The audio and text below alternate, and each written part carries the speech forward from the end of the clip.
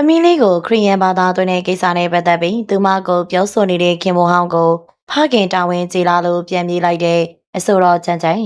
မင်္ဂလာပါပရိသတ်ကြီးရှင်ဒီရက်ပိုင်းမှာလူမှုကွန်ရက်မှာညင်ပွားစရာအကြောင်းအရာတခုရန်ကုန်မှာလူပြောများနေပါတယ်။ဒါကတော့ဆိုတော်ချန်ချန်က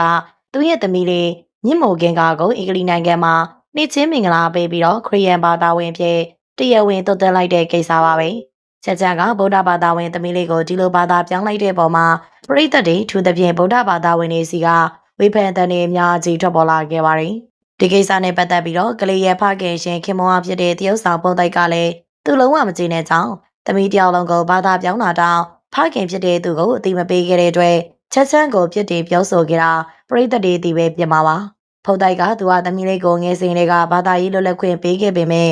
ချက်ချမ်းရဲ့ဖခင်သမီးလေးရဲ့ဖိုးကသာကလေးကိုငငယ်တွေကခရီးယန်ဘာသာဝင်ဖို့အတင်းတိုက်တွန်းခဲ့တာဖြစ်ပြီးအခုလေးချက်ချမ်းကအတင်းကျပ်ဘာသာပြောင်းလိုက်တာဖြစ်နိုင်နေဆိုပြီးတော့ဒဲဆွဆွဲပြောဆိုခဲ့ပါတယ်။အခုတော့အချိန်လုံးတိတ်ဆိတ်နေခဲ့တဲ့ချက်ချမ်းဟာသူ့ပေါ်ဆွဆွဲမှုတွေသူ့ဖခင်ပေါ်ထင်လွဲအောင်ပြောဆိုမှုတွေနဲ့ပတ်သက်ပြီးလုံးဝတိမခံနိုင်တော့ဘူး။ခင်မောင်ဖုံးတိုက်ကိုပြပြတသားပြန်လေတုတ်ပြန်လိုက်ပါပြီ။ချက်ချမ်းရဲ့တုတ်ပြန်မှုကတော့တော်တော်လေးပြင်းထန်ပြီးတော့ဖုံးတိုက်အတွက်တော့ဖခင်တာဝန်ကျေခဲ့ရလားဆိုတဲ့မိကုံးထုတ်စရာတွေဖြစ်လာစေပါတယ်။ချက်ချမ်းပြောတာကသူတို့နှစ်ယောက်လက်ထပ်ခဲ့စဉ်ကသူမကခရီးယန်ဖုံးတိုက်ကဗုဒ္ဓဘာသာဖြစ်ပေမဲ့သူမဘက်ကဖုံးတိုက်ရဲ့ဗုဒ္ဓဘာသာရေးကိစ္စတွေမှာဘယ်တော့မှပြက်ခွက်ခဲ့တာမရှိဘူးလို့ဆိုပါတယ်။တသေးအနေနဲ့ဖုံးတိုက်ကဖျောင်းတီချင်နေဆိုလို့သူမခရီးယန်တယောက်ကတိမ်မောင်းရာကြီးကုန်ခံပြီးတော့ဖျားတီးပေးခဲ့ကြောင်းကတိန်ခင်းချင်နေဆိုလို့ကတိန်ခင်းပေးခဲ့ကြောင်းဖွင့်ချပြောဆိုခဲ့ပါတယ်။ဒါပေမဲ့ဖုံးတိုက်ကတော့သူမရဲ့ခရီးယန်တိမ်အုပ်ဆရာတော်အိမ်ကိုအလဲလာတဲ့ချိန်မှာဧည့်သည်ဖြစ်တဲ့ဆရာတော်ကိုလုံးဝမလေးစားပဲအိမ်ပေါ်ကနေအတင်းနေထုတ်ခဲ့ဘူးတယ်လို့ချက်ချင်းကပြန်လဲဆွဆွဲလိုက်ပါတယ်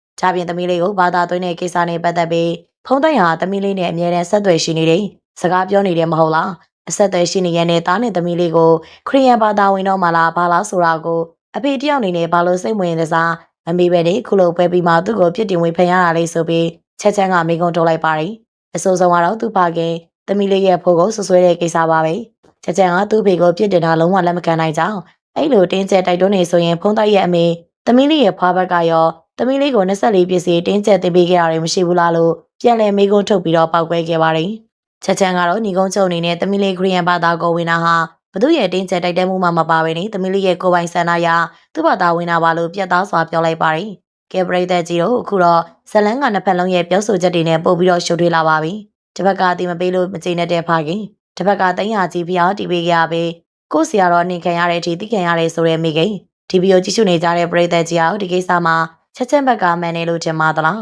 ဒါမှမဟုတ်ဖုံးသက်ဘက်ကမှန်တယ်လို့ထင်လားဆိုတာကွန်မန့်မှာကိုယ့်ရဲ့မြင်လေးကိုဝင်ရောက်ဆွေးနွေးပေးခဲ့ပါအောင်ရှင်